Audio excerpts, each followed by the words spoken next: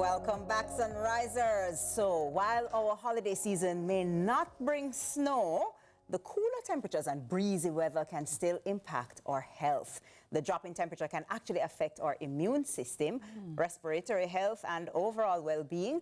And Dr. Kimone Young is here to help us explore how the Christmas breeze can make us more vulnerable to sickness and share simple tips to stay healthy during the season, which is what we need. So welcome to the show, Doc. Nice to be back. And Doc is really emanating. I mean, she's a Christmas girl. She's a Christmas. Yes, I love loving the green, very vibrant. Thank you. And of course, your antlers, Yes, really nice. They used to light up, but the batteries did. I need to fix them. Okay, Alright. not a problem at all. Alright. We're going to call the Christmas place And let get them it fix that Actually, for really you. love them so much, so thank you. Thank you very much. Yes. In advance, I like Doc. But Doc, the breeze that comes with Christmas, sometimes it's we welcome the coolness, Yes. but for some people it can trigger all types of stuff. I agree. So how are we to navigate the Christmas breeze? So for the Christmas breeze, you need to understand what your triggers are, as you have said. It really is just because of the winds, just like COVID time, because the pathogens spread through the air, it will just allow those pathogens to spread much more quickly. So honestly, I'm very grateful that COVID has allowed us to feel much more comfortable with our masks. So if you're going out, probably you should wear a mask, but also have your own immune boosters if you need to. Turmeric, your ginger, your garlic, your honey, your lime, your vitamin C. You need to be doing that. Wash your hands as frequently as possible. Little sanitizer, little alcohol spray. Keep your hands nice and clean. Because the Christmas breeze just brings the cooler temperatures to our bodies that will just allow our bodies not to be able to operate optimally, because our bodies need to stay at a particular temperature so that our immune system can function. So when we have that rapid shift, that's when our body goes, hey, I can't really keep up with this rapid shift, so I need to work, I need to fight all of these pathogens, but I'm not at my optimal temperature to do so. So we're at more risk of allowing our bodies to get sick. So just do what you can to keep that body temperature going. Lots of water for the mucus that's draining, so allow that mucus to come to keep it thin as well, because when the mucus becomes thick, that's the issue that you have. When the mucus also becomes thick, the best thing you can do, and I tell my patients, work on trying to get it out.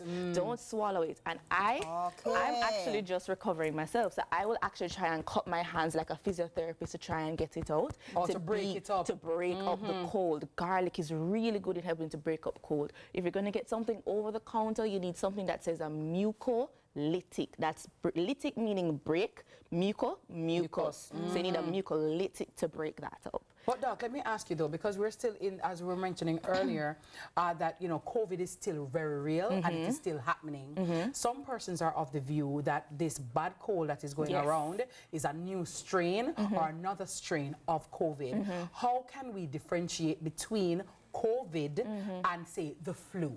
Okay, so the easiest way is just to do a test, just do a COVID antigen test. However, remember that COVID itself was very new to us. We were still studying it and we don't have all the data that we probably would need. So for now, if you are having a lot of muscle pain and you're having the usual loss of taste, loss of smell, likely that is COVID. But I agree with you, the bad flu that I am just recovering from is really bad. So what you need to do for the most part, if you get sick, stay home. Don't put other persons at risk. The best thing you can do for yourself is be at home. So, Doc, some people, you say, I might wake up with a little cough, or have a little this. It's not nothing big. My sinus just a bother me. What are the symptoms that we should look out for to know, say, no, this might be the flu, and I might need to put some things in place to fight it? Okay, any excess fatigue, meaning you're extremely weak and tired, probably flu. Loss of appetite, probably the flu. Muscle pain, so like you feel like you cannot walk, function, or move, that's more than likely the flu. Once you start to also get a cough, that's, I'll use the Jamaican term, chesty cough, and you feel like your whole, like your trachea, like everything will come up, that is more than likely the flu. And you can also hear a cough that's dry versus wet. Some dry coughs are not necessarily the flu, but once you hear the cold rattling on your chest, that is definitely the flu that you're developing. Oh, wow. So one of the big things for me, especially in medicine, is that you have to differentiate between the upper respiratory tract symptoms and in the lower respiratory tract. Upper respiratory is like the sinus, the inflamed nose, you get a little headache in the sinus areas, the draining at the back of the throat, the little that's the upper respiratory. Once it comes down lower now, that's coughing, wheezing for those who are asthmatics and even non-asthmatics. And even in this time, I will actually implore persons who are diabetic, hypertensive, or have heart failure, please be very careful in this time, because once you get sick, you already are immunocompromised with your comorbidity, so you probably won't fare as well. So do as much as you can to keep taking your medications and prevent getting the infection. Speaking of doing as much as you can, we have little rainfall these days, right? So sometimes you get a little wet up, or you're going into the business, you come from your hot place and then you go on in the AC. Is there anything that we should do in those situations if you get a little wet, or like support your more? Yeah, with exactly. You know what I mean? Like, is there anything to prevent anything coming on? For the most part, that's just keeping your body temperature as normal as possible. So if you can wear warm clothing, you wear the warm clothing. If they immediately get wet, you go home, you dry off, and you make sure that you don't have those wet things on you. So you just need to keep your body at a normal temperature.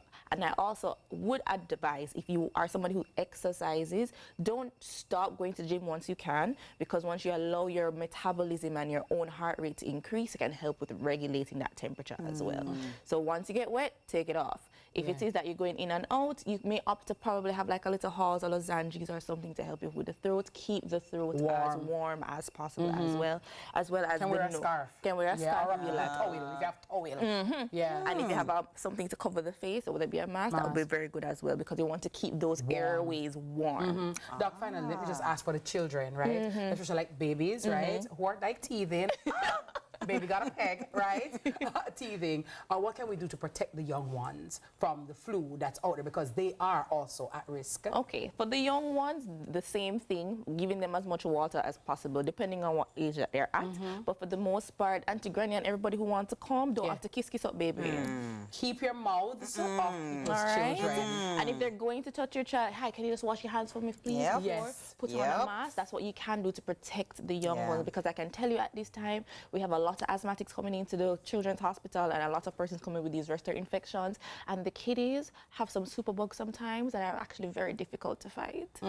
So feed them well. Nourishment is important. So yes, they have the loss of appetite, but still give them food, because your cells still need the energy. And protect their airways as well. Keep them warm as well. Keep their heads warm as well. Lovely. Doc, I love that. Doc is docking. I'm Beautiful, telling you. young Doc.